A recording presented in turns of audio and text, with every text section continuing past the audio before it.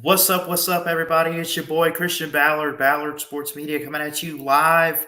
Conference week is finally here, and we're starting out Monday with the Big 12 Conference: Oklahoma, Texas, Baylor, Kansas State. We probably won't mention every single team, but we'll mention all of the big stuff that has gone on so far throughout the offseason and look ahead to 2022 in college football. And to help me with that today, I got two very special guests, the one and only Mayhem Matthew, also my co-host on Touchdown Tuesdays. What's up, Matthew? How you doing? What's up? What's up? Doing great, man. And then for the first time on Ballard Sports Media, the man, the myth, the legend, the West Virginia native, Mr. Golden Blue Dude. How you doing? I'm good, man. Hey, it's okay to say nut, I know I'm a nut. Man. I've been called way worse all over the Facebook groups because that's one way I promote the channel. But I love it, man. I love it. I know I'm a nut. I know I'm obsessed. Yeah. So, real quick, we'll just go ahead and get into it. Going to be doing 5 days, one show for each of the conferences, right? I think tomorrow I'm going to do the ACC with my uncle, who's a Clemson fan. But let's focus on the Big 12 today. Obviously, there's been a lot of news, and I think the biggest headline of the offseason, at least what I would view, is Texas and Oklahoma are set to join the SEC in 2025. But alongside that, very quickly, it seems like they've got replacement guys hearing. And what are your thoughts on Texas and Oklahoma leaving? Go ahead, man. Well, honestly, Texas and Oklahoma leaving the Big 12 is obviously going to hurt the Big 12, in my opinion, because not only are they two big powerhouses, but they bring in group of fives, and I don't know how that's going to work out. Having I believe it's Houston, UCF, Cincinnati, and can't remember the other one, but having two big BYU, yeah. I don't know how that's going to all work out. Oklahoma and Texas are definitely two big powerhouses, and then you bring four smaller schools in. Yeah, they're saying they want to, expand, it's one thing if you get replacement teams, it's another if you expand. If they pick up two teams to replace Texas and OU, that's not necessarily expansion, but it's just changing of the guard and just getting new teams in. But they want to expand to 16. Is that what I'm hearing? And I heard that BYU attended the Big 12 meetings last week, which is a big deal. Yep. There's two sides of this, really. Number one, let's be honest. This was a gut punch to the Big 12. Those are the two biggest brands. Those are the two biggest money makers. It's going to hurt. And then going out and getting, BYU, Cincinnati, UCF, and Houston, that helps stop the bleeding. But that still is nowhere even close to replacing Oklahoma and Texas. Right. So, that's going to hurt. There's no way around it. Now, the biggest problem with the Big 12 is even before Bob Bowlesby, but definitely since Bob Bowlesby was commissioner, which he's stepping down, they've been reactive, not proactive. Remember the first go-around, they lost Texas A&M and Missouri to the SEC, and they lost Nebraska to the Big Ten and Colorado to the Pac-12. So, they've lost 6 of their major brands. 6. And yeah. So the Big 12's got to be more proactive instead of reactive. The good news for the Big 12 is the numbers for the new TV deal has been, well, not technically released, but most people know what it is. And the number actually went up from, I think it was around 40 to around 42.5 million per team. That surprised me. Number one, I thought the number would go down as far as total number because of losing Oklahoma and Texas. But number two, you're splitting it between 2 more teams, and they're still making a little bit more than what they did. That's still not a lot. I mean, compare that to the Big Ten and the SEC, where they're going to be making hundreds of millions of dollars per team per year. That's a drop in the bucket. But it's a good sign that they didn't start losing money because they're gone. So the Big 12 has got to somehow, some way, attract bigger brands to make bigger money. I don't know how they do that. Maybe they look at the Pac-12 and try to entice Utah, Colorado, maybe the Arizona schools, Arizona State. Maybe Nebraska isn't happy being in the Big Ten. Yeah, they're making a lot of money, but what have they done? Absolutely nothing. And then they loved being in the Big 12. And, I mean, you still have Memphis and Boise State out there, but they need big brands from other power conferences to stay relevant. Otherwise, the Big 12 is going to turn into a Group of 5 conference. I guess I could play a little devil's advocate here. Cincinnati was the first Group of 5 team to make the playoffs last year.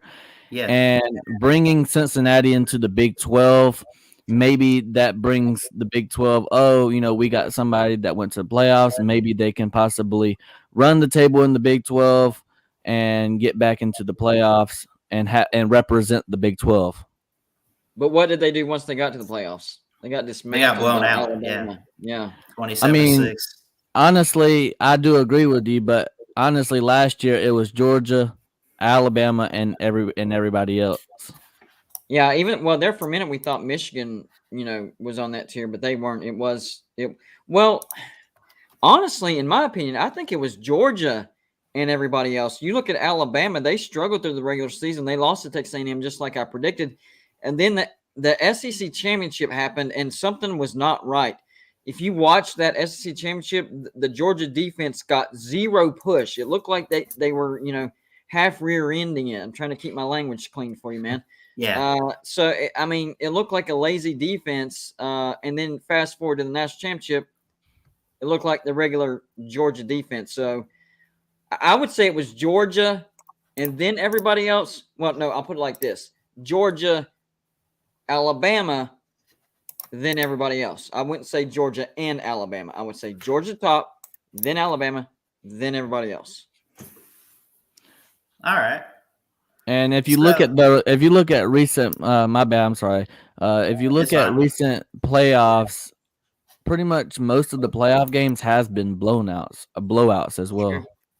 Even the national. And the Big 12 has only fielded Oklahoma, and they're what, 0-4? Yeah, if that serves if right. you count Cincinnati, 0-5 now. Big 12 in the playoffs. Yeah, right.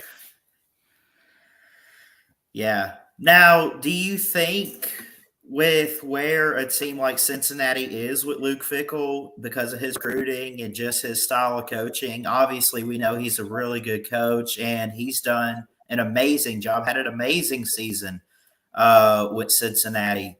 Do you think that, it's going in a good direction to where joining the Big 12 could maybe a team like that could maybe help the case for the playoff drought that the Big 12 has? I definitely think that Cincinnati is past 2 years, Cincinnati was by far the best Group of 5 team. This year might actually be Houston, who is also a future Big 12 member. So they got that going for them. Luke Fickell has recruited for a Group of 5 team, has recruited very well. So once they get to the Big 12, the recruiting for Cincinnati should get even better. So, yeah, I think Cincinnati will be relevant. First couple of years, though, it will take an adjustment. I don't think we're going to see Cincinnati come in, and go undefeated or have 1 or 2 losses. We might see like a 9-3 or an 8-4, maybe even a 7-5 Cincinnati first couple of years because they're not used to that week in and week out Power 5 schedule. But I do think eventually they do adjust, and they will be a team that's relevant in the Big 12. The only thing with Cincinnati is their brand power. I don't know how much brand power they bring to the Big 12. I would actually say that BYU's brand is better than Cincinnati's. Yes, Cincinnati make the playoffs. Yeah. That matters. But BYU, historically, and the brand is more recognizable. They've had some good teams. Yes, a national championship team actually, and recent college football history, not recent like last 20 years, but in the past 30, 40 years, they have a national championship, so that matters, and it's an international brand. Now, with Luke Fickell, everybody knows last year he could have probably went to any other team other than Cincinnati. He stayed with Cincinnati, and I think he sees something in Cincinnati going into the Big 12 that maybe we don't. Maybe he thinks they can contend in the Big 12, and maybe that's why he stuck with Cincinnati. I can Yeah, agree and with that. Slim Shady Cane's in the comments. First off, shout out to the chat. We got Nate the Great, Wisconsin sports fan, and Slim Shady Cane's in here. Go Bucks. He says Big 12 got more money because they expanded in TV markets they weren't in.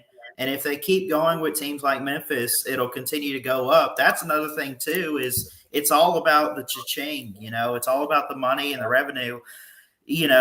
You keep the other teams outside of Oklahoma and Texas. You're going to keep teams like West Virginia and Baylor and Kansas State, but you bring in those group of 5 powerhouses. I'll say they're powerhouses at least where they are in their own right, like a UCF or Cincinnati. That's really going to help out Big 12 ratings. For sure, I think going forward, at least for the first couple of years, we see how it goes.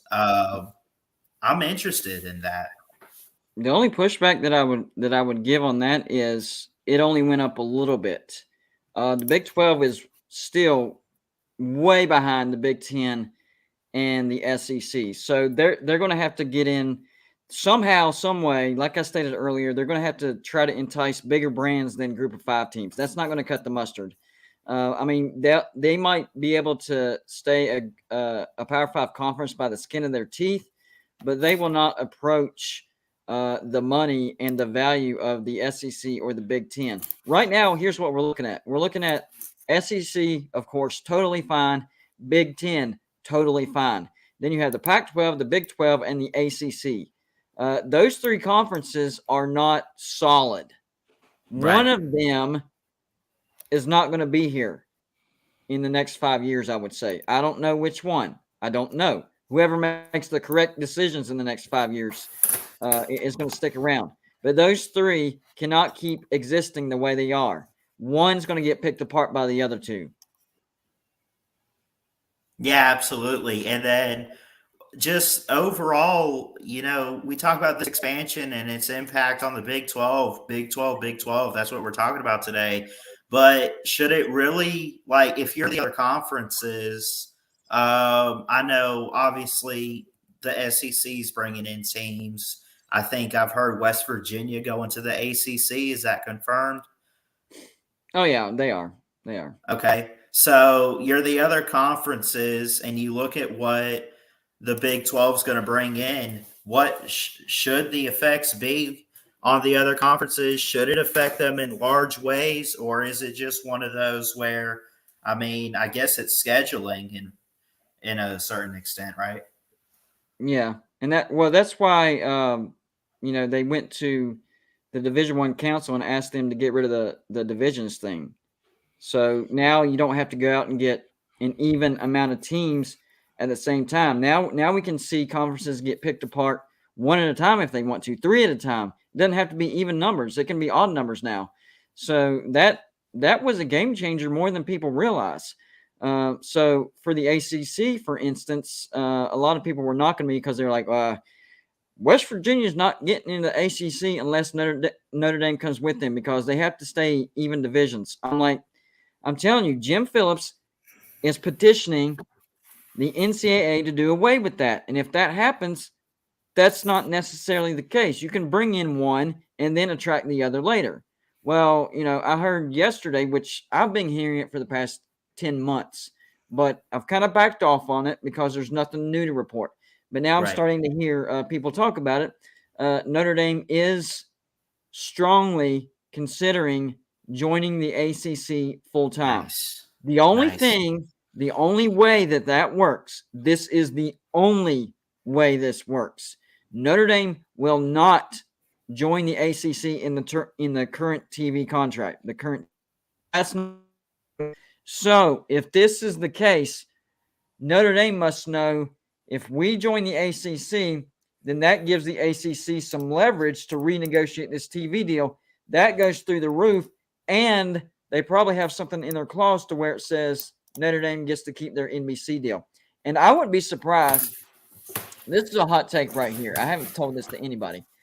I wouldn't be surprised if NBC tried to buy out the contract for the ACC network, because then they would have the Notre Dame contract, so they still have all Notre Dame games, but then they would also have all ACC games as well. And you still have big brands in the ACC. I know it's down right now, but there are still some big brands in the ACC.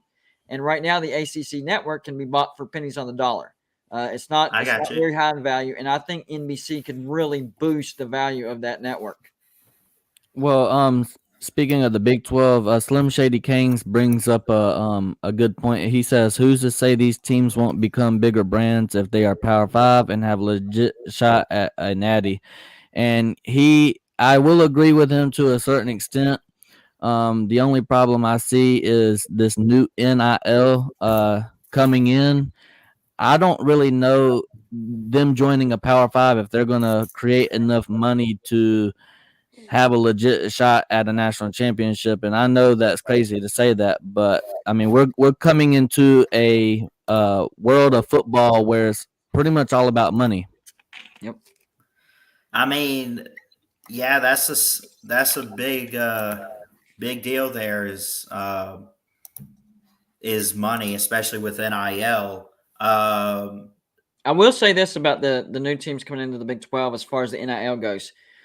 Cincinnati, decent metropolitan area. They have a decent TV market. They might be able to generate enough money to where they don't fall behind. I don't think they're going to be at the top, but they could generate enough money to where they don't fall behind. UCF might be the team that would be in the most trouble out of all of those as far as generating NIL, because they're in the middle of Florida. I mean, you have Florida State there, you have Florida, you have Miami. There's a lot of competition, but they could also thrive there. That's an either or situation. BYU, I mean, they have the Mormon faith. I mean, let's not lie about this. Mormon faith, that's a business as well. It generates money, and you know that people of the Mormon faith are going to shovel in money to BYU to help them, bring in players. And then there's Houston. Houston's a top 10, biggest city in the United States. Out of all the teams coming into the Big 12, Houston might be primed to have the most success as far as the NIL thing goes. I think they could generate a crap ton of money, and they're in the state of Texas. Once they start generating a crap ton of money, then they can start beating Texas and Texas A&M for recruits. Yeah, they can. Yeah, I was just about to say, Texas leaving the Big 12 might actually help Houston, because now they only got to compete with Baylor for Texas and Texas Tech. But really, I mean, it's just Baylor. I believe Houston can really have a lot of success as far as NIL goes. Absolutely. Yeah, don't forget, guys, hit that thumbs up, hit the subscribe button, go subscribe to Golden Blue Dude on YouTube, and don't forget to subscribe to Mayhem Matthew, and don't forget Touchdown Tuesdays. We do that every Tuesday night at 8 p.m. Eastern on his channel, and it's going well for a good show so far. Ballard didn't just say that in passing, by the way. Y'all don't realize how important hitting the thumbs up. It's not to give him a pat on the back. It's to help to hit that YouTube algorithm and get this video suggested to more people, and it draws in a bigger audience. So that's a real thing. Hit the like button. It helps the video. Yeah, man. So we talk about these new teams, and the effects on college football. Like, do you think does it make the Big 12 stronger? I guess it doesn't matter how many teams you have, does it? It's what good teams and what teams you're bringing in, but is more teams making it stronger? Obviously on money, yes, but just overall, I mean, is it heading towards a big power conference in college football? Well, you definitely need more than just 10 teams, for sure. That's for one. And number two, I do think adding more teams to the Big 12 will make the Big 12 more successful. Yeah, I mean, it's hard to gauge the future. I would say, okay, right now, if I had to compare the 10-team Big 12 to the new 12-team Big 12, I would still say the 10-team, just because they still have Texas and Oklahoma. But the 12-team Big 12 does have great potential, and they brought in some really good brands. It's not like they were out there getting, like a Colorado State or a, whoever.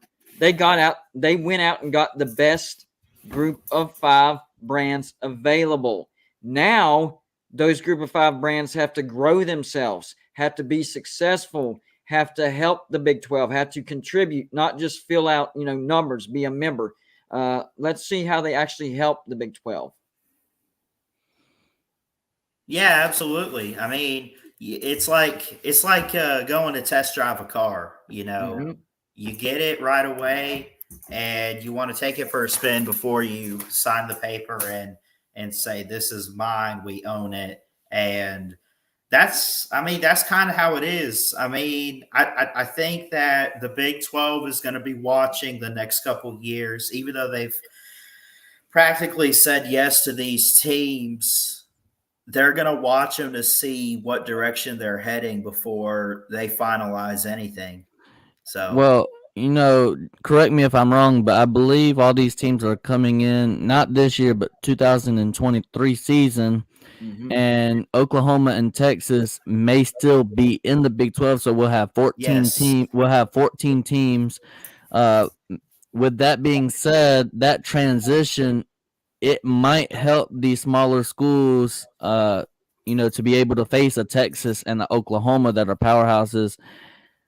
I'm not sure. Y'all can let me know how y'all feel about that. I didn't even think about it like that, because 1 year overlap. You're not wrong. They're not joining the SEC until 2025, and these new teams are practically going to come in 2023. So they'll still have 2 years to face the powerhouses like Texas and Oklahoma, the main two. I'm actually here in 2024 because of the only reason for that gap is because of scheduling. They're not going to wait the entire 2025. So there will be a 1 year overlap between, the newbies coming, and then Oklahoma and Texas are leaving. So they'll get one shot to make a name for themselves against the bigger brands. And like I said, I think that's going to help these smaller schools kind of build their brands. Yes, I would agree. Yeah, absolutely. It's a lot to definitely talk about and unfold, but I mean, college football as a whole, in my opinion, I guess I don't want to say it's going downhill completely, but it's definitely evolving and changing in so many big ways. And well, now we know how. Okay, so now we know how the people felt. Like, I would say, maybe late 60s, early 70s. That was when the last sort of culture change or big shift in college football happened. You had people saying, "Oh, I remember when the good old days when they didn't have this, and the rules and all this other stuff." Well, now we're going to be those people saying, "Oh, I remember the good old days whenever, it wasn't, players coming in just because of money." So we'll actually be able to relate those people that, and we all know at least one of them that say that, "I remember the good old days." So now we'll be like, yep, I can relate to that, because we are in a major shift right now in college football. We'll get used to it. It will become normal, but we won't forget the before. That will feel more like college football to us going forward, even though we'll get used to it, if that makes sense. That's like, I'm used to the college football playoff, but it wasn't too long ago. It feels like just yesterday I'm sitting there watching LSU and Bama or whoever for the BCS. Yeah, I do remember that. That was awful. Yeah. Except Alabama won, so I guess it ended up okay. So yeah, I mean, the big issue that I had with conference expansion is they went away from the BCS formula. All they had to do was keep the BCS factor in there and just create the playoffs. Instead, they completely did away with it, and now it's completely human opinionated. Of course, there's going to be much more flaws when you leave it completely in the hands of the humans. And I know in the BCS era there was a human element to it, but there was also checks and balances. Now it's whatever the committee says, that's who's getting in, whether we like it or not. Now, going back to that question that you asked Ballard about, Big 12 expansion, is 12 teams going to be better than a 10 teams? I just thought about this. I mean, if they expand the playoffs to maybe an 8 or 12, whatever they do, adding more teams to the Big 12 increases your chances that maybe a Big 12 gets into the playoffs. Yes, I didn't even think of it like that because, I mean, think about it. Well, maybe we just had because if you expand, I think the Big 12 is getting in for sure. Yeah, because, I mean, think about it. It was 6 months ago when we were sitting here talking about we're going to 12-team playoff, and then all of a sudden the Big 12 says, hey, Cincinnati, BYU, Houston, want to come join us? I mean, it's almost – I feel like it's a little bit of a coincidence that the playoff expands and so does the Big 12, which, by the way, has never won a playoff game. Yeah, I mean, I just think that's kind of funny. And it was the Big 12 and the SEC that wanted it the most. The Pac-12, the ACC, and the Big 10, those were the three that pushed back on it, and that's why it didn't get passed. I mean, let's be honest, most of the reason why they brought in the 4 was because they lost Oklahoma and Texas. But I would say maybe they were thinking of 2, and then this conference expansion thing was on the table, and they're like, oh, let's add some more. Let's go find a couple more big brands. It could have happened that way. Yeah, absolutely. So I do want to transition. We've talked quite a bit about the expansion of the Big 12, but I want to focus more so in, and eventually we'll get to like maybe talking about some predictions or whatever. But when you look at a team, Oklahoma's losing quite a bit. They've lost some transfers. They got a new head coach in Brent Venables, but their big-time rival in Texas has brought a lot in. Coach Sarkisian, you got the 5-star recruit in Quinn Ewers. They bring in Jaleel Billingsley. I'll have to pull it up and look at it, but this is going to be an offensive juggernaut, I think, for Texas this year. How confident should Texas fans be about this upcoming season? Well, they should always be confident in their team. I mean, this is the off season. Every single team's going 15-0 this year. But as far as, I mean, I just don't see Sarkisian. I guess I'm not really high on Sarkisian. I'm really high on Ewers, so I think the ceiling for them is 9-3, and the floor is like another 5-7. I would agree with that because Texas' biggest issue last year was their defense. I think it was 99th in points allowed. Their offense was actually top 20, so they didn't really have that big of problems on offense. I mean, they did have some bad games here and there, but overall, it's a top 20 offense. I think this year it'll be a top 10 offense, which will translate to more wins than last year. But how many more wins depends on that defense. They recruited at a high level, but they really didn't help themselves in the transfer portal whenever it came to defense. So as far as immediate help, I'm not sure, and that's the biggest problem. I do think Texas will be better than what they were last year, but I don't think they're going 9-3 or having a 10-win season. I would say 7-5 or 8-4 at highest. I mean, they could also have a better team than last year and still have a worse record or the same record. That's true. Well, their offense is definitely going to be better. I mean, it has to be. Defense is where the biggest questions are, and Steve Sarkisian never made sense as a hire, especially considering who they fired. They punished Tom Herman way too much for that slight drop-off from the 10-win season to the 8-5 season. They never forgave that because the year after that, Texas went 7-3 in 2020, which was pretty good for the COVID season, and then it gets fired. They bring in Steve Sarkisian. Basically, that was an SEC move. Texas knew back then that they were going to the SEC, and they were like, Steve Sarkisian is part of an Alabama coaching staff, so, he'll be able to ease us in there. That was a terrible move by Texas. I think Tom Herman would have had Texas back to a 10-win season by now, for sure. Well, I made this prediction on the Touchdown Tuesday show, and I want to go ahead and make my prediction here too. Leave my mark. I do believe Sarkisian gets fired. It might not be the next year, but before they go to the SEC, Sarkisian will be fired, and I believe they do bring in head coach Lane Kiffin. Oh, nice! I forgot you predicted Lane Kiffin. I knew you said you get fired, dude. I might steal that idea for a video. That's awesome. Because it only makes sense. Lane Kiffin is not going to win a national championship at Ole Miss. You're right. It's just not going to happen. And if he gets offered Texas, he's going to take it. That's a Texas great take, man. I agree with that. Texas is that team, though. Like, they did it. They even had talent under Tom Herman. They're that team that just needs the right leadership and the coaching staff to get together, and they're winning the Big 12 and competing for the playoff consistently. I really think like there's those teams that I say are one player, or maybe even a coach away. They're one thing away from victory in college football. So, and I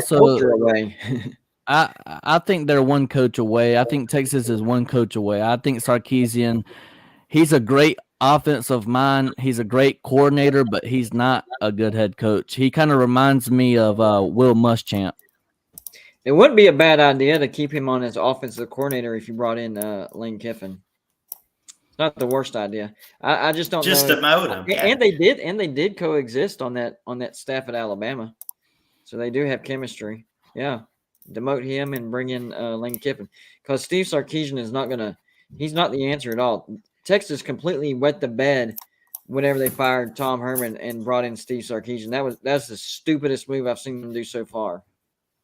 And Texas, by the way, has the 5th overall class in this recruiting cycle in 2022.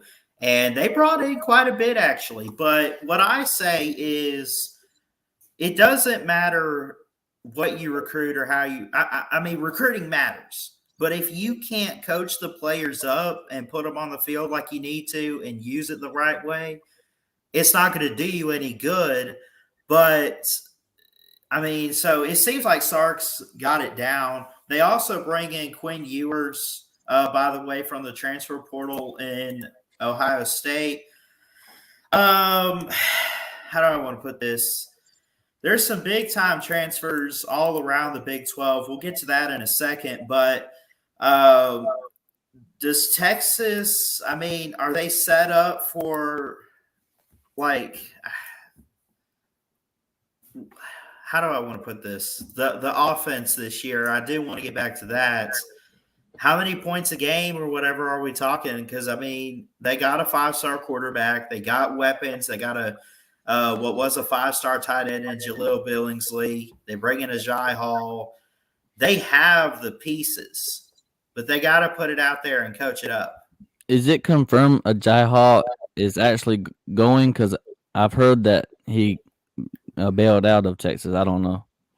He did. Actually, that's true. He did bail out. So, thank you for that. As far as Texas goes, they're set up to be a 40-point offense a game, but their defense is set up to give up 45 points a game. Yeah, so that's going to lose you. If and that's what we doesn't get fixed. It doesn't matter.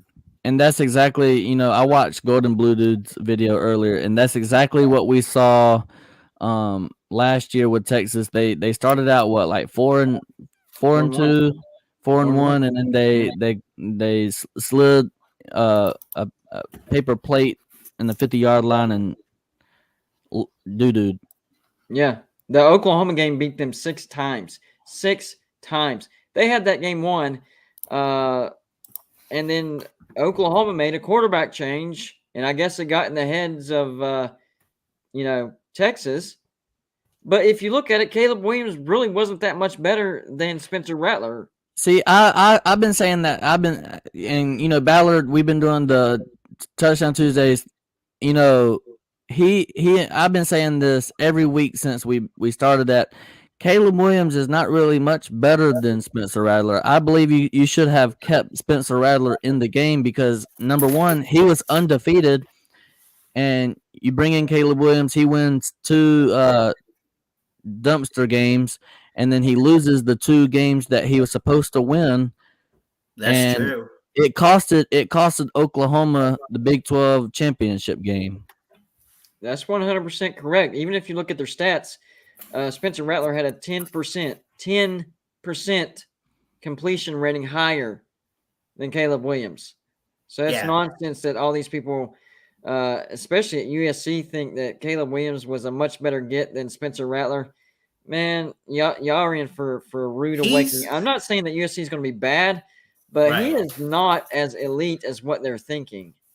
And that's not saying that Caleb Williams isn't bad. Obviously, he did do some things right, but I did kind of notice that. Yeah, he's good. But like you guys are saying, Spencer Rattler, I mean, to make that switch just because the guy had you down and you guys are struggling in some game. I mean, I get making a switch, but you know why they did that?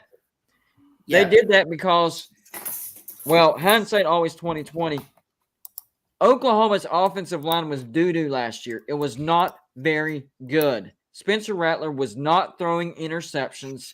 He wasn't making bad mistakes. He was getting sacked too much.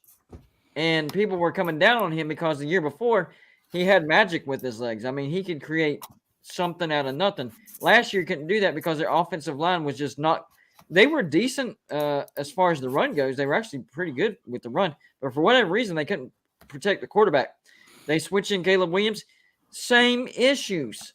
So I still can't figure out, Well, I also see the same problem. I think this is just my belief. I might be a homer or whatever, but I just see the same problem. Spencer Rattler going to South Carolina, he's going to have that same problem. I don't think Carolina has a good offensive line, and he might be in the same predicament.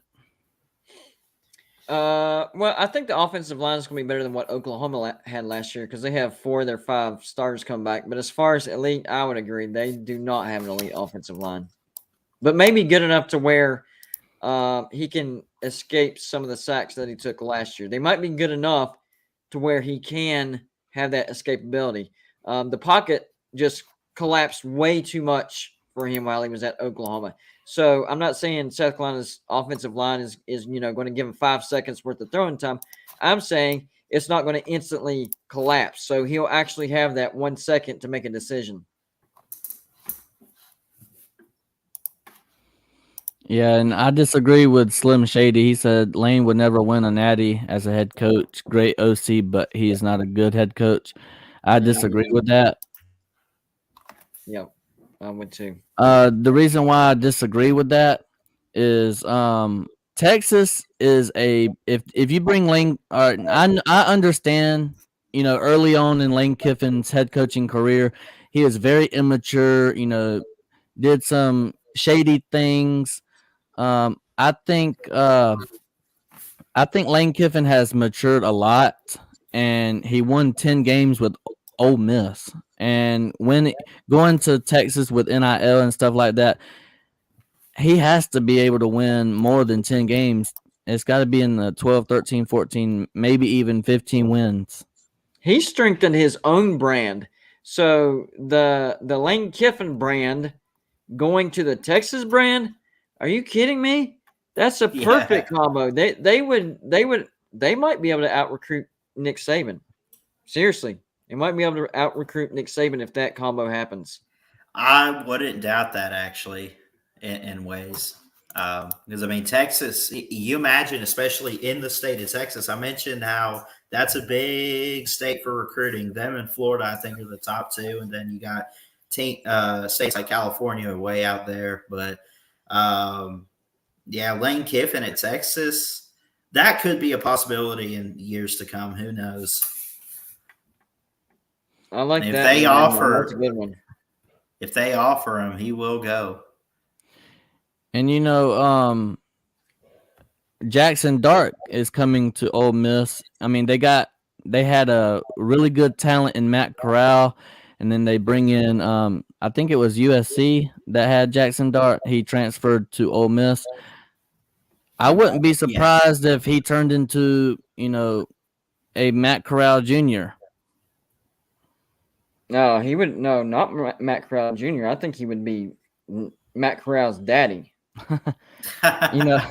I mean, I am predicting Ole Miss to upset Bama. The only reason why I'm saying that is because they play LSU at LSU and then turn around and play at Ole Miss. That's a great pick right there. Their schedule sets up. We got a tough schedule. Ole Miss can beat them. We got a tough one. And Alabama's going to be elite. It's just that stretch of having to go to LSU, which that's probably going to be a night game. You survive that, and then you got to go back on the road to Ole Miss. I agree with that. That's a prime for Alabama loss right there. And like I said, Slim Shady. I mean, he did have as a young head coach, he did make a lot of mistakes. Yeah. Mayhem did reference that he was immature while he was at Tennessee and USC. I think him going to FAU was a eye-opening for him, and then he was called back up, and he's a good coach now. The record that he posted, 81-56, that's from when he was also at Tennessee, USC, and FAU. You kind of got to throw out the Tennessee and USC records because he was not making great decisions back there. You can tell he's grown up. Yeah, absolutely. So I do want to ask, let's talk some gold and blue with Gold and Blue Dude. What's some expectations you have for West Virginia this year, but more so looking at the transfers? I kind of want to hear from Mayhem Matthew, being a Georgia fan. What about JT Daniels going to West Virginia? What's the expectations for him? Is he slated to start? What are we looking at? I mean, it's going to be a quarterback battle, but I expect JT Daniels to start. In the spring game, JT Daniels wasn't officially signed yet, so he didn't play. Will Crowder finally showed his stuff, which people kind of forgot about his name because Neil Brown never played him. Well, in comes Graham Harrell. He saw something in Will Crowder, and boom, Will Crowder looked great. The biggest deal here, don't get this confused. The biggest deal for West Virginia wasn't getting JT Daniels. The biggest deal for West Virginia was getting Graham Harrell. That was a massive deal. West Virginia, Neil Brown, when he came into West Virginia, number one thing at hand, business to take care of, is fix the defense. He did that. Defense is fixed. However, West Virginia was looking at Neil Brown calling plays and then Jared Parker. We really didn't have an offensive coordinator. That's why our offense was so bad. Very bad. Our defense was so good that we were in some games that we should not have been in. Our offense struggled to score 24 points a game. Think about that. We rarely scored over 24 points a game. So getting Graham Harrell, that was the biggest deal. Now, when we got Graham Harrell, that's what attracted JT Daniels because they have a history. And JT, let's not lie, he's looking ahead. The NFL is right around the corner for JT Daniels, so he wants to showcase his abilities. And if he can go to a place where he knows the learning curve is not so much, not as bad, somebody already there that he has a chemistry with, and maybe he saw some pieces at West Virginia that he liked, it was a great decision for JT Daniels. So we got Graham Harrell, JT Daniels. Our defense is set. We also got Lynn J. Dixon, the running back from Clemson. That's a big one. He really didn't play last year because of locker room issues. But if you look at 2020, over 6 yards a carry, almost 7 yards a carry. That dude is legit. All 5 of our offensive linemen are coming back. So I guess that really helped JT's decision as well. He knew he was going to be protected. And the biggest deal that was made in the offseason as far as who we lost was losing Winston Wright. He was our leading receiver. Well, yeah, technically he was our leading receiver, but he only had like 628 yards worth of receiving, and we had 5 other receivers that was within 10, 15 yards. So we actually did addition through subtraction. We had too many wide receivers. Now we have our 3, 4 go-to wide receivers. We do have some backups, but they're not begging for time like last year. We had 8 receivers being constantly rotated, and nobody ever got into a groove. So I like the situation that we're at. Addition through subtraction, getting JT Daniels. We have an actual offensive coordinator. I have high expectations for West Virginia this year. Yeah, I was fixing to ask Matthew too. I mean, obviously a lot coming back, a lot on the O-line, but what can West Virginia fans expect from JT Daniels, Matthew? Because you're a Georgia fan. He started out the first maybe month of the season before an injury last year, and I know Georgia fans were pretty high on him going into it. So what can they expect? I do want to give props to JT Daniels. Okay, I respect JT Daniels. I respect West Virginia. I do want to give props to JT Daniels. He is undefeated at the Georgia Bulldogs. He's never lost a game as a starter for the Georgia Bulldogs. Just let y'all know that. But as far as injuries, JT Daniels, you can say, well, Georgia, yada yada, they play in the SEC. But this goes back. He was injured back at USC, and that's why he didn't play his very first season whenever he transferred at Georgia. So the big question I have is, can he stay healthy with teams like Oklahoma State, and if Texas gets a better defense, or even Baylor? I mean, they got Dave Aranda. He's a defensive minded coach. What's going to happen if they do get in the backfield? Is he going to be able to stay healthy? Yeah, well, West Virginia has a pretty good track record as far as keeping their players healthy. Whenever JT took the tour of our facilities, we have top-notch recovery. We have great rehab, but you don't want to get to that point. You don't want to even get to rehab. So in order to avoid rehab, you have to have a top-of-the-line, top-notch recovery center where your body recovers from the game, because that was a battle. And that's one of the things that he liked about West Virginia as far as our facility. So I'm confident that we can keep him healthy. Like I said, we have a pretty good track record of keeping our quarterbacks healthy. The last injury that West Virginia reported with the quarterback was Will Greer with his pinky, and it was because he jammed it in a game. But other than that, our quarterbacks stay healthy for the most part. So I like his chances of staying healthy. And if that does happen, our wins could jump as high, I would say, as 10 wins, but I don't think we get to 10 wins. I think it's more like 9-3. That's not bad.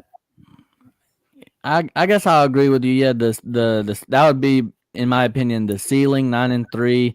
Probably the floor, at worst, a bowl game. Yeah, well, the things that I take into consider. Can I run through my rankings real quick? Is that all right? Yeah, go ahead. That's one of the things that I considered in West Virginia's record. So I think Baylor's going to be top of the line again this year. The quarterback, think about this, guys. The quarterback that took them to 12-2 last year got beat out for his job, and he had to transfer out. So this new quarterback's even better than him. And they didn't lose all that much on defense. Most of their key players are back. I think Baylor is at the top of the Big 12. I don't think they get to the playoffs, but I have them finishing 10-2. So the best. They're going to the playoffs. I don't trust them yet. Do they have the talent to do that in the schedule? I would say so, but I don't know. I don't trust them yet. Mayhem says so. They're going to the playoffs. Mayhem said it. They got to beat a really good team twice. That's the problem. They got to beat them in the regular season and in the championship game. So if we'll see. I hope so. That would be great. Right behind Baylor, I do have Oklahoma at number 2. I know there's a lot of questions over there, but I do think Dylan Gabriel is a competent starter coming in at Oklahoma, and he will have weapons. And then, of course, Brent Venables is a defensive-minded coach. So I think the defense will improve a lot. Having said that, the second-place team that I have in the Big 12, I have them going 9-3. So I don't think the Big 12 is going to be as strong this year. Can I say something before I forget? Go ahead. Yeah. Oklahoma. This year's Oklahoma, and I'm being honest. This year's Oklahoma reminds me of 2016 Georgia Bulldogs, and I'm gonna tell you why. Because Brent Venables had, he was under Dabo Swinney for over 10 years. Never been a head coach before. Same thing with Kirby Smart. He was under Nick Saban, defensive-minded coach, 10 plus years. I mean, I don't really see them doing anything. I mean, obviously, Oklahoma's a powerhouse in the Big 12 alone. Doesn't really matter who the head coach is. Well, it does matter to a certain extent, but you know what I'm saying. I don't really think. I mean, in my opinion, if they go 9-3, that'd be a great season for Oklahoma in first year under Brent Venables. Yeah, I just think Oklahoma recruits at a high level. I don't have them winning the Big 12 or anything like that. I think the Big 12 as a whole is there's a lot of questions, and I think there's a lot of I think the competitiveness is very similar. I think teams are going to beat up on one another. I'm not saying I think Oklahoma is going to be elite. I don't think Oklahoma is going to be terrible. I just think everybody's going to be super close in competition, and they're going to beat up on one another. And that's why I have the number one team in the Big 12, in my opinion, Baylor, going 10-2. I still think they get beat twice in the regular season because it's going to be that close in the Big 12. Yeah, you mentioned all that. I guess we'll end on this note. I really don't have much left. But appreciate everyone for showing up today. 5 people watching. We got a like on Facebook. The final topic for today for the Big 12, we talk about all these transfers, all these teams. What about the predictions? What's your early call for a Big 12 title? Because I personally am really high on Baylor this year. Go ahead, man. Baylor. I would agree. I think we're all in agreement on that. I like Baylor and Texas to play for it, and I like Baylor to win it all. No. I think Baylor's winning it all, and I think they put their foot into the playoffs at the number 4 spot. That's not a bad prediction. I will agree. But I do have Baylor winning.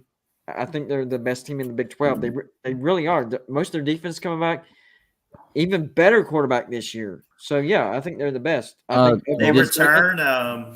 We talked on the Tuesday show about don't they bring back running backs in like Abram Smith?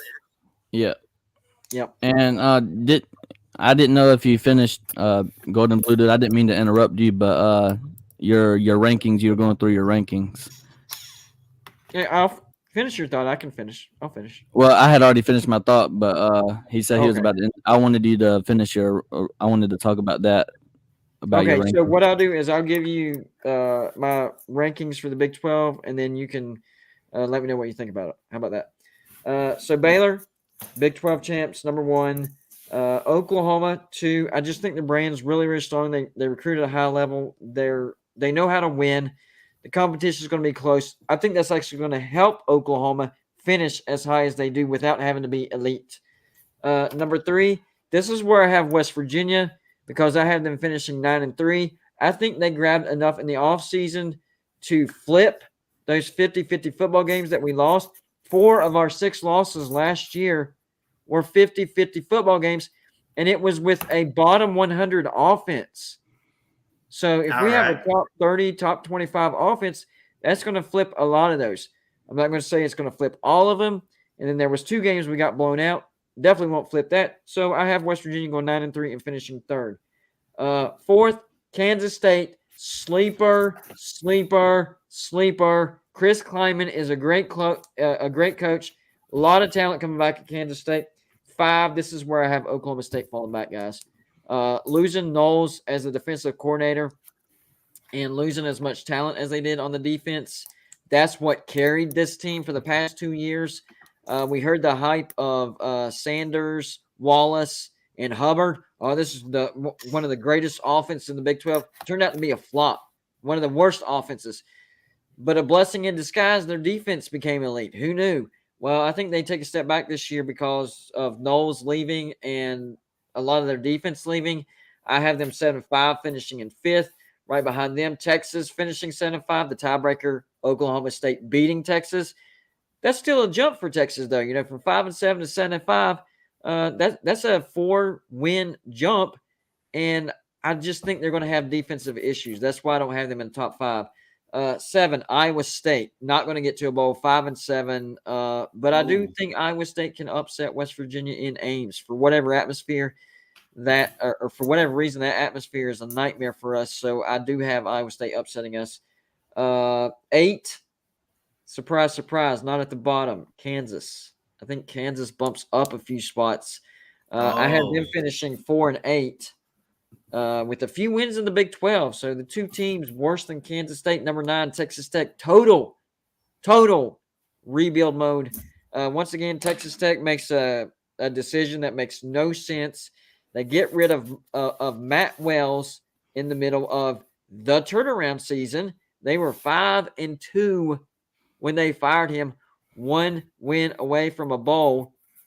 They fire him, and then they end up limping into a bowl at 6-6. So, that doesn't make any sense. So they won 1 game after firing Matt Wells. So they're having to relay the foundation and start all over. So yeah, Texas Tech 3-9, but not bottom of the barrel. Bottom of the barrel, I have TCU. TCU lost Zach Evans in the transfer portal. They have a lot of quarterback issues. Gary Patterson is gone. He was there for 30 years. This isn't just a new coach. This is a new culture. And I'm hearing TCU fans say, well, Sonny Dykes, she's good at the offense. He's not that good. I mean, you look at all of his, his records. He's not good at developing defenses. At SMU, he had a pretty good season every once in a while. But most of the time, SMU was a 7-5, maybe an 8-4 team in the AAC. Let me tell you something. This is not the AAC anymore. This is the Big 12, and it's going to be a rough year for TCU. I have them going 3-9, losing to Kansas, and that's why they finish in last. Losing to Kansas. I don't know if it gets worse than that. Now, Slim Shady brings up a good point, and I do agree with him. But I do have a question for y'all. He says, no way West Virginia goes from a 100-plus offense to a top 30 in the offseason. That's just crazy. I guarantee that. I'm not guaranteeing West Virginia's 9-3 record. Things can happen. They could finish 7-5 and barely get to a bowl. Top 30 offense, I guarantee that. Every time Graham Harrell has taken a job, North Texas, USC, those offenses have jumped into the top 20 the first year. So for West Virginia, our offense is going to be top 30, okay? Even if we go 7-5 and limp into a bowl, our offense going to be top 30. Now, I do agree with Slim Shady Canes, but I did have a question. Is it possible with this whole NIL deal stuff going on, it might be possible for a team to be 100-plus offense go top 15 because they got money. Yeah, and West Virginia's starting to figure out the NIL thing too. That's why we were able to get Gallagher, top 100 ESPN recruit.